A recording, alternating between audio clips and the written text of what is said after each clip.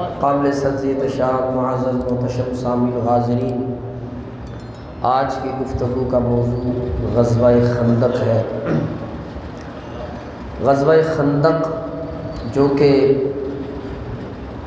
عرب کے اندر پہلی جنگ تھی کہ جس میں فارسیوں کا یعنی جو ایران والے ہیں ان والا طریقہ اپنایا گیا اور مدینہ پاک کی ایک طرف میں تقریباً 5 کلومیٹر خندق کھودی گئی، اور اس خندق کے کھودنے میں زمانے نے جو چیزیں دیکھیں ساری دنیا کے لیے، رہتی دنیا تک ایک سبق تھا کہ لوگوں اگر لیڈر ہو تو سونے محمد عربی جیسا ہو، کہ جو خود مٹی اٹھا بھی رہا ہے اور جو خود اپنے ہاتھوں سے، اپنے مبارک ہاتھوں سے خندق کھود رہے ہیں۔ سردار ہو تو ایسا ہو، نبی ہو تو ایسا ہو۔ اللہ ہو۔ بنو نذیر قبیلہ کو جب مدینہ پاک سے ان کی سازشوں کی وجہ سے نکالا گیا، انہوں نے مکے کے جو کفار تھے، مسلمانوں کے جو دشمن تھے، خاص طور پر قریش کا سردار ابو سفیان، ان سے میٹنگ کی اور یہ پروگرام بنایا کہ اب پوری طاقت سے مسلمانوں کا مقابلہ کیا جائے اور مسلمانوں کا نام و نشان صفحہ ہستی سے مٹا دیا جائے۔ یہ ارادے اور سازشیں لے کر بنو نذیر جو کہ ایک یہودی قبیلہ تھا، اس نے پہلے مکہ والوں سے رابطہ کیا اور جہاں جہاں مسلمانوں کے دشمن تھے ان تمام قبائل سے اس نے معاہدے کیے، باقاعدہ طور پر لے دے کے، پیسے دے کے، پیسوں کا لالچ دے کر انہیں مسلمانوں کے خلاف جنگ پر آمادہ کیا، اور اس آمادہ کرنے میں وہ کامیاب ہو گئے۔ بہرکیف یہ مختلف قبیلے تھے، مختلف کا مطلب ہوتا ہے بہت سے لشکر۔ حضور نبی کریم صلی اللہ علیہ وآلہ وسلم کو جب ان کی تیاریوں کی خبر ملی تو حضور نبی کریم صلی اللہ علیہ وآلہ وسلم نے صحابہ کرام کو بٹھا دیا۔ کچھ ایسے صحابہ کہ جن سے ہمارے نبی صلی اللہ علیہ وآلہ وسلم مشورہ کیا کرتے تھے، ان کو بٹھایا، اور ان میں حضرت سیدنا حضرت سلمان فارسی رضی اللہ تعالیٰ عنہ وہ بھی موجود تھے۔ جب مشورہ کیا گیا، حضرت سلمان فارسی رضی اللہ تعالیٰ عنہ آپ کی جب باری آئی تو آپ نے عرض کیا، یا رسول اللہ صلی اللہ علیہ وسلم، ہم مدینے میں رہ کر ہی اپنا دفاع کریں گے اور انشاءاللہ ان کو شکست دیں گے۔ عرض کی، یا رسول اللہ، ہمارے فارس میں جب شدید خطرہ ہوتا تھا اور فورس کی کمی ہوتی تھی، لوگوں کی کمی ہوتی تھی، تو خندق کھود دی جاتی تھی شہر کے ارد گرد، تاکہ دشمن اس کو نہ عبور کر سکے اور نہ ہی شہر کے اندر داخل ہو سکے۔ تو شہر کے اندر رہ کر ہم دفاع بھی کر لیتے تھے اور جنگ جیت بھی لیتے تھے۔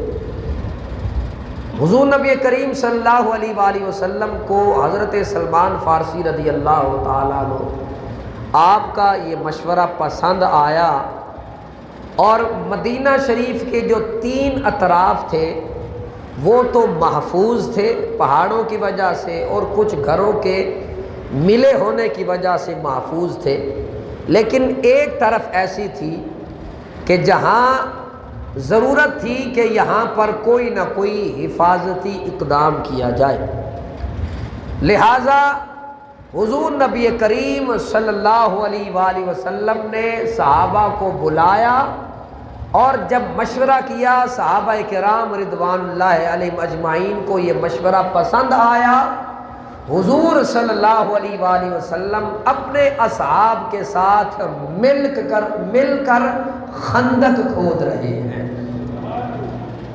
اللہ اکبر۔ اور آپ سب جانتے ہیں کہ پتھریلی زمین کو کھودنا یہ کوئی آسان بات نہیں ہے۔ حضور نبی کریم صلی اللہ علیہ وآلہ وسلم کے صحابہ نے جب حضور کے حکم کو سنا، فوراً فرما برداری اور اتباع، چونکہ حضور کے صحابہ کی سرشت اور فطرت میں شامل تھی، ادھر حضور نے فرمان جاری فرمایا، ادھر اوزار اٹھائے، اور ان سخت حالات کے اندر حضور کے صحابہ نے خندق کی کھدائی شروع کر دی۔ اللہ۔ اور پھر زمانے نے جو منظر دیکھا، ایک تو نبی کا اسوہ سامنے آیا، اور پھر حضور نبی کریم صلی اللہ علیہ وآلہ وسلم کو جو معجزات اللہ تبارک و تعالی نے اس جنگ کے ذریعے سے عطا فرمائے، وہ بھی دیکھنے کے قابل ہیں اور سننے کے قابل ہیں۔ خدا کی قسم جب بیان کیا جاتا ہے تو ایمان تازہ ہو جاتا ہے۔ حضور نبی کریم صلی اللہ علیہ وآلہ وسلم نے پروگرام یہ بنایا کہ ہر 10 آدمی 40 ہاتھ خندق کھودے گا۔ ظاہر ہے ایسے تو نہیں کہ سارے ایک طرف سے شروع ہو جائیں، 40 ہاتھ 10 آدمیوں کی ڈیوٹی لگا دی کہ تم نے 40 ہاتھ خندق کھودنی ہے۔ حضرت سیدنا سہل بن سعد رضی اللہ تعالیٰ عنہ فرماتے ہیں کہ ہم حضور نبی کریم صلی اللہ علیہ وآلہ وسلم کے ساتھ مل کر خندق کھود رہے تھے، ہم مٹی اٹھا رہے ہیں، کبھی سرکار مٹی اٹھا رہے ہیں۔ سردار ہو تو ایسا ہو، یہ وہ برابری کا سبق ہے جو نبی صلی اللہ علیہ وآلہ وسلم نے اپنے صحابہ کو عطا فرمایا۔ یہی وجہ ہے اس برابری اور مساوات کو دیکھ کر جب بھی غیر مسلم اسلامی حکمرانوں کی سیرت دیکھتے، سیرت دیکھ کے کلمہ پڑھ کے مسلمان ہو جاتے ہیں۔ بہت سی مثالیں ہیں، ان مثالوں کو یہاں بیان تو نہیں کیا جا سکتا، لیکن یہ سرکار کی ابتدائی تربیت ہے، اور اس تربیت کو حضور کے صحابہ نے نہ صرف دیکھا بلکہ اپنایا، اور اس طرح سے اپنایا کہ ساری دنیا پر اس تربیت کی وجہ سے راج فرمایا۔ حضرت سیدنا انس رضی اللہ تعالیٰ عنہ آپ فرماتے ہیں کہ ٹھنڈی ٹھنڈی صبح اور مدینے کی صبح، بلندوان اللہ کو سبحان اللہ۔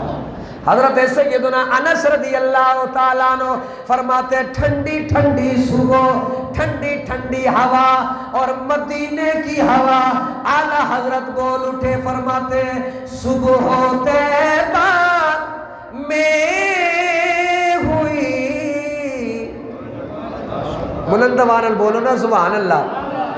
اے ذوق تائیں تازہ ہونا ہے کہ جدو تسی بلندوان لاکھنا ہے سبحان اللہ۔ اعلیٰ حضرت الشاہ احمد رضا خان فاضل بریلوی رحمت اللہ تعالی علیہ مدینے دی صبح دا ذکر کرنے اللہ اکبر۔ او کنے خوش نصیب لوگ نے کہ جنہاں نے مدینہ بھی دیکھے آئے تے مدینے دی ٹھنڈیاں ہواواں۔ आला हज़रत फरमाते ने कि सुबह तैबा में हुई बटता है बाला नूर का, और सदका लेने नूर का आया है तारा नूर का। और बुलंद आवाज़ बोल सुभान अल्लाह। ए मदीने दी सोनिया सोनिया फलावां ने मदीनी लजपाल सामने मौजूद ने, फरमाते ने कि हमने खोदने का काम शुरू कर दिया। हमारे पास कोई ज़ाती गुलाम नहीं था कि हम उसको काम पर लगाएं, लिहाजा हमने खुद अपने हाथों से वो औजार वो कुदाल पकड़ी और खोदना शुरू कर दिया। मेरे नबी सल्लल्लाहु अलैहि वसल्लम ने जब ये मंजर देखा, मेरे नबी के लब मुबारक बोले, हाथ उठाए मेरे नबी ने और ये दुआ मांगी, अल्लाहुम्मा इन्नल आयशा आयशुल आखिरा फग़फिर लिल अंसार वल मुहाजिरा। या अल्लाह, दुनिया है, जिंदगी है, तो फिर वो ही जिंदगी है जो आखिरत वाली जिंदगी है। या अल्लाह, तेरी बारगाह में दुआ करता हूँ, अंसार की भी बख्शिश फरमा और मुहाजिरीन की भी बख्शिश फरमा। मेरे नबी खुश होए ना, अंसार ते मुहाजिरीन दोवें मिल के खुदाई कर रहे ने, ते हुजूर ने हाथ उठा के दुआ मंगी, या अल्लाह अंसार दी भी बख्शिश कर दे ते मुहाजिरीन दी भी बख्शिश फरमा दे। सिर्फ इतों तक गल महदूद नहीं, जदों मुहाजिरीन ते अंसार ने हुजूर दे इस खूबसूरत जुमले नू सुनिया, इस मुहब्बत नू सुनिया, ते मुहाजिरीन ते अंसार दी तरफों ए जुमला हुजूर दी बारगाह दे अंदर पेश किया गया। और जुमला की ये फरमाया, नहनुल लज़ीना बायऊ मुहम्मदा अलल जिहाद मा बकीना अबदा। फरमाया, हमने अपने आप को हुजूर के हाथ पर बेच दिया है, बैत कर ली है हमने हुजूर के हाथ पर। किस चीज पर बैत की है? फरमाया कि जब तक हमारी जिंदगी है, सोने देना तो कुर्बान अलल जिहाद। हमारी जिंदगी अगर वक्फ है तो जिहाद के लिए वक्फ है। जब तक हम जिंदा हैं इंशाअल्लाह नबी हुक्म फरमाते जाएंगे, हम गर्दनें कटाते जाएंगे। हुजूर के सहाबा का जज्बा देखे, हैं जी, यही कामिल इत्तिबा है। मैंने पिछली दफा भी अर्ज किया कि कामिल इत्तिबा ये है, इधर हुजूर का इशारा हो और उधर नजारा हो। अल्लाह अकबर। हुजूर के सहाबा का ये जज्बा, अल्लाह अकबर। और फिर चूंकि खुराक की किल्लत होती थी, हालात इस तरह के थे, हजरत अनस रदी अल्लाह ताला अन्हु फरमाते हैं कि 2 मुट्ठी जौ लाया जाता। कितना? बोलो ना, 2 मुट्ठी कितनी हो सकती हैं? 2 मुट्ठा, 2 मुट्ठी जौ लाया जाता और हमक वाली चिकनाई के अंदर उन्हें भूना जाता। ज़ाहिर सहूलतें तो थी नहीं, हमक वाली जिससे बदबू आ रही होती है, उस चकनाई के अंदर उसको भूना जाता। और फिर फरमाते हैं कि एक तो प्यास की शिद्दत होती, फिर भूख भी लगी होती, और जौ खाना मुझे बताएं क्या ये आसान बात है? جی بزرگ جانتے ہیں کہ بھائی وہ تو حلق سے اگر روٹی بھی بنائی جائے تو اس کا حلق سے اترنا بھی بہت مشکل ہوتا ہے، چہ جائے کہ بندہ صرف جو کھائے۔ لیکن اللہ اکبر، حضور علیہ السلام دے صحابہ تو قربان جاواں، انہاں دا جذبہ ایمانی کی سی کہ تیرے نام تو واری دیواں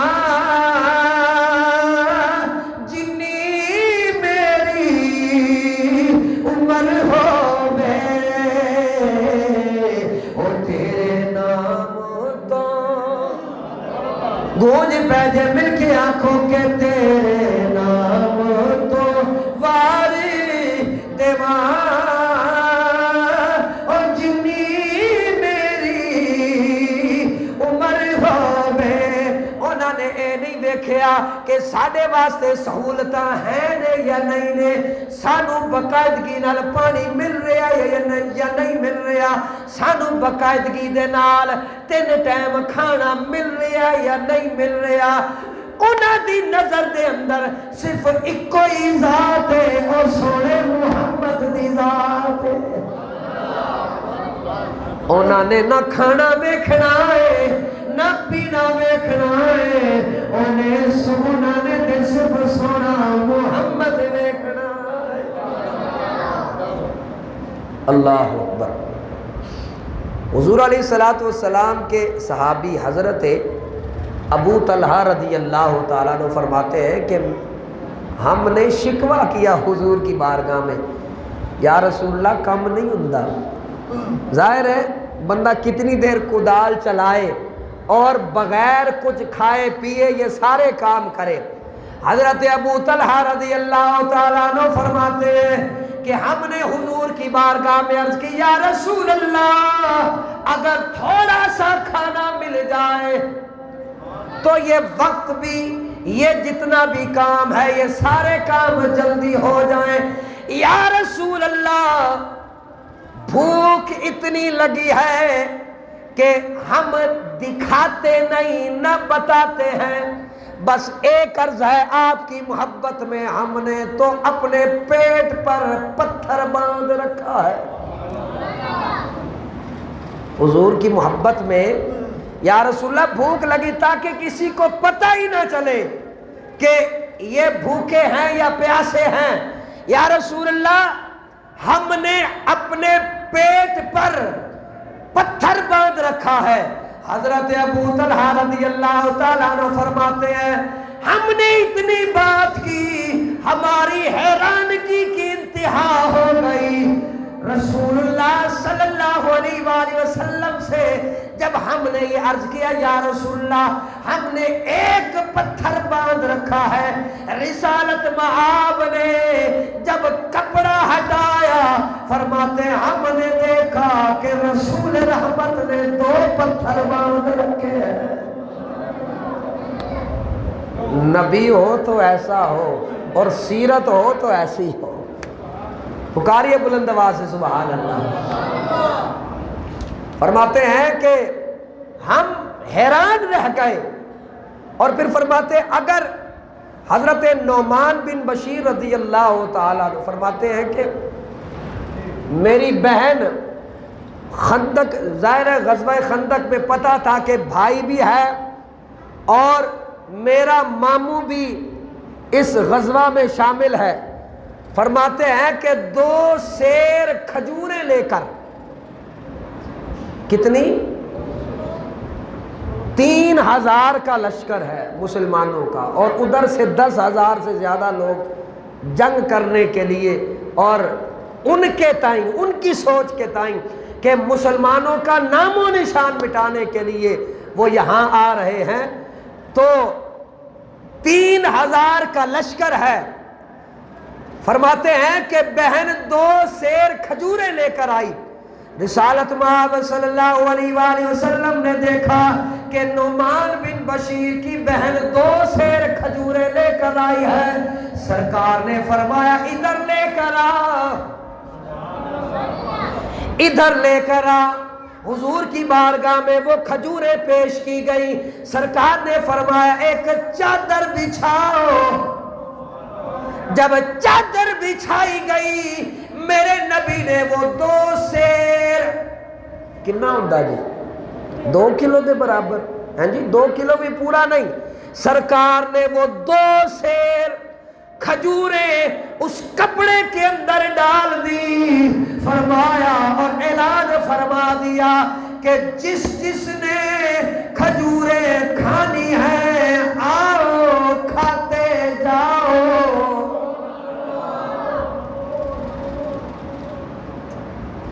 اب آپ مجھے بتاؤ کہ ہو 2 کلو کھجور تو زیادہ سے زیادہ کتنے لوگ کھائیں گے؟ ہاں اور یہ بھی بات ذہن میں رکھیں وہ سارے کے سارے بھوک سے نڈھال ہوں 2 سیر کھجوریں بھوکے آدمی ہوں تو 2 3 4 اس سے زیادہ نہیں بلکہ یہ بھی میں نے زیادہ بتا دیا ہے بھوک لگی ہو تو پھر ہر جائے۔ یہ تو نظارہ اس وقت دیکھنا ہوتا ہے جب افطاری کا وقت ہوتا ہے اور سامنے اتنا بڑا تھال پڑا ہوتا ہے جب افطاری ہو چکی ہوتی ہے تھال صاحب وہاں پڑے ہوتے ہیں اور ہم یہاں پڑے ہوتے ہیں حال یہی ہے ہمارا لگی ہو بھوک تو پھر وہ 2 سیر کھجوریں بھی بہت کم پڑ جاتی ہیں۔ اللہ اکبر رسالت مآب صلی اللہ علیہ وآلہ وسلم نے سارے لشکر کو دعوت دی سارا لشکر آیا باری باری آ رہے ہیں کھجوریں کھا رہے ہیں سیر ہو کے واپس جا رہے ہیں۔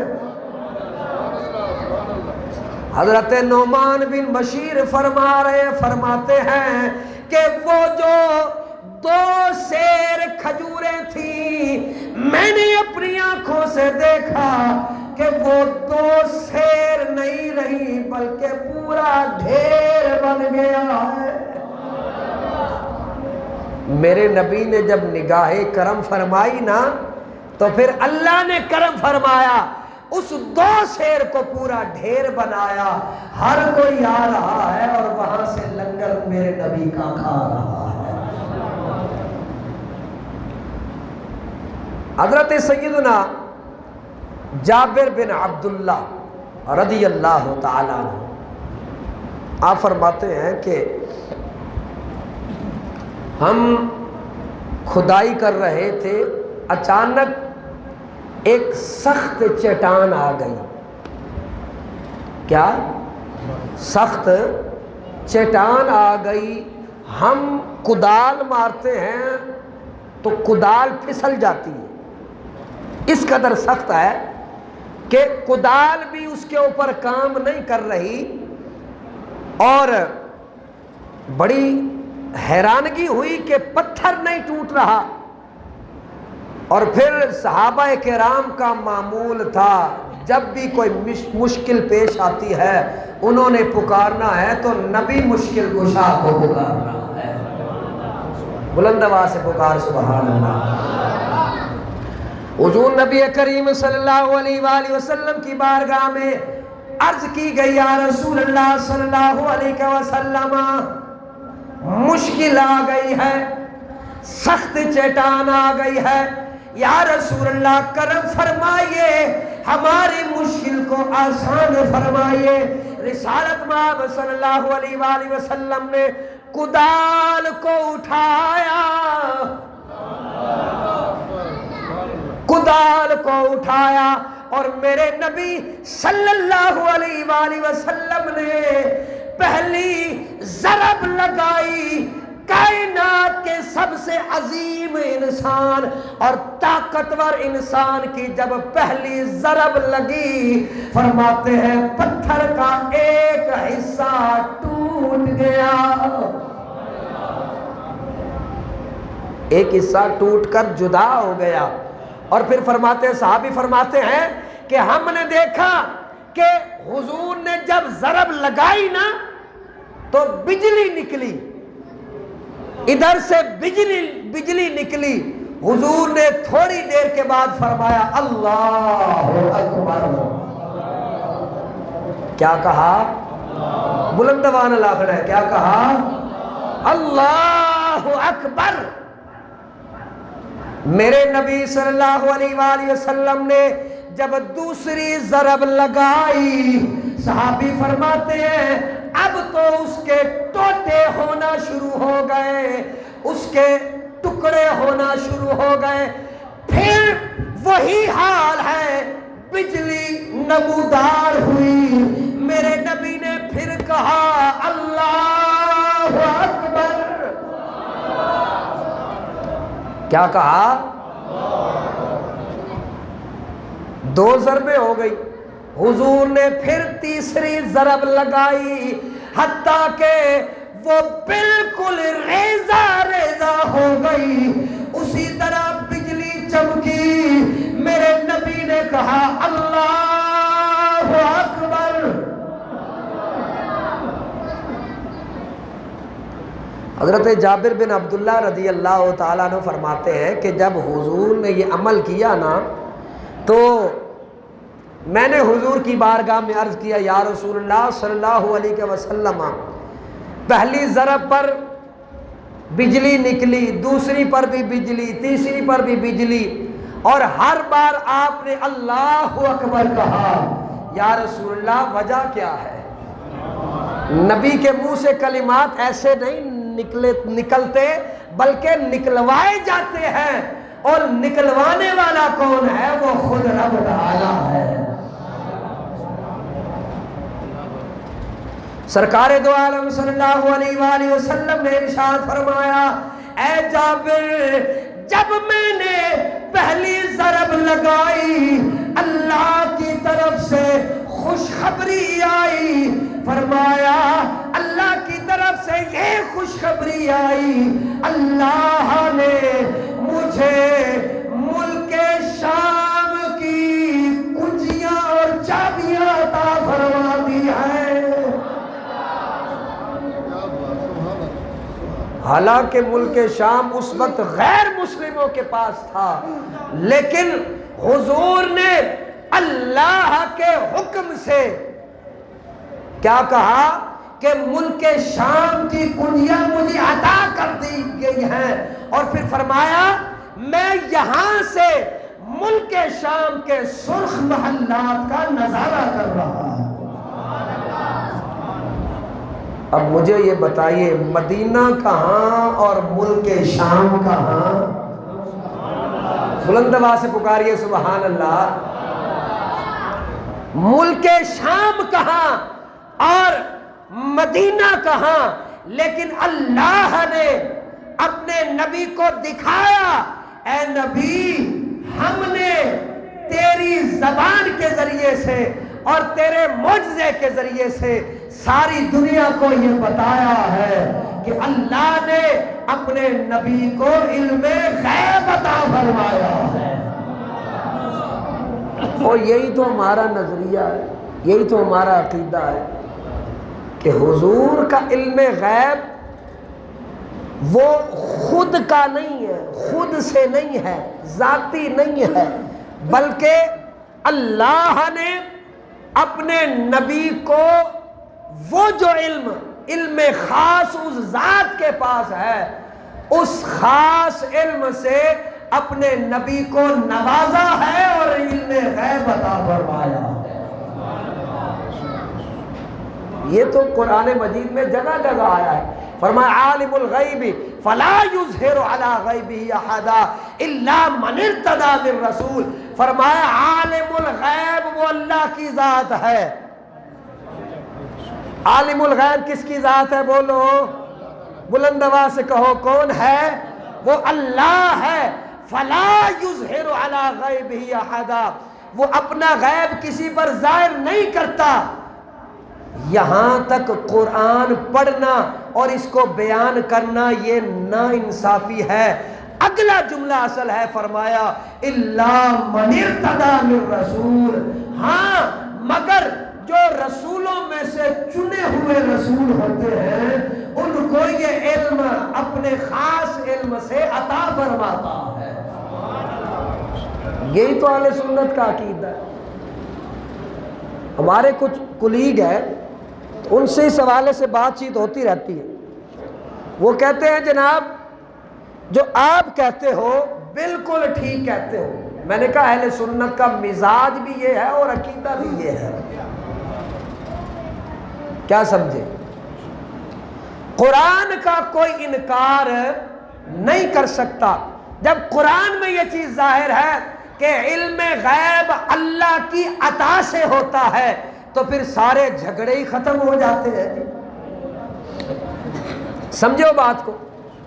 حضور نبی کریم صلی اللہ علیہ وآلہ وسلم نے فرمایا پہلی ضرب پر اللہ نے مجھے ملک شام کی کنجیاں عطا فرما دی، میں اس کے سرخ محلات کو دیکھ رہا ہوں. فرمایا جب دوسری ضرب لگائی میرے نبی نے اللہ اکبر کہا. فرمایا مجھے یمن کی، فارس کی، بلکہ فرمایا مجھے فارس یعنی ایران کی چابیاں عطا فرما دی گئی ہیں اور میں اس کے سفید محلات کو دیکھ رہا ہوں. پھر اللہ نے فتح عطا فرمائی. حضرت سیدنا عمر بن خطاب رضی اللہ تعالیٰ عنہ کے دور کے اندر جا کے یہ فارس جو ہے وہ فتح ہوا. مجھے یہ بتائیے کہ یہ 5 ہجری کا واقعہ ہے. یہ غزوہ خندق 5 ہجری کا واقعہ ہے. اور پھر حضور کا دور کہاں اور حضرت عمر کا دور کہاں؟ یہ میرے نبی کا علم ہے جو اللہ نے اپنے نبی کو خاص علم عطا فرمایا ہے. فرمایا کہ جب تیسری ضرب لگائی میرے نبی صلی اللہ علیہ وآلہ وسلم نے اسی طرح اللہ اکبر کہا. فرمایا مجھے یمن کی کنجیاں عطا فرما دی گئی ہیں اور اس کے میدان میرے لیے فتح کر دیے گئے ہیں.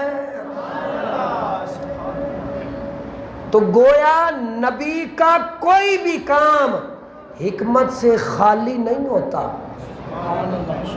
بظاہر دنیا کے لیے یہی تھا کہ چٹان توڑ رہے ہیں یا پتھر توڑ رہے ہیں، بلکہ حقیقت میں یہ تھا کہ ان ضربوں کے اندر پوری دنیا کی فتح کی خوشخبری اللہ نے عطا فرما دی تھی کہ 1 مہینہ تک وہ اسی طرح بیٹھے رہے. اور چونکہ خندق تھی، گڑھا تھا، کوئی اسے عبور نہیں کر سکتا تھا. اللہ تبارک و تعالی نے کرم فرمایا، آندھی چلائی اور ایسی زوردار آندھی تھی کہ کوئی کسی کو دیکھ نہیں سکتا تھا. حتیٰ کہ ابو سفیان نے کہا کہ بھائی ہونے تھے رہنا محال ہے، مشکل ہے، اپنا اپنا سامان چکو، جدے ہاتھ تھے جو کچھ آندہ جے لو تے اپنا. اللہ اکبر. یہ ہے وہ فتح جو اللہ نے اپنے نبی کو عطا فرمائی. اس غزوہ کو غزوہ خندق اور غزوہ احزاب کہتے ہیں. اللہ تبارک و تعالی حضور نبی کریم صلی اللہ علیہ وآلہ وسلم کی کامل اتباع عطا فرمائے. واہ خدا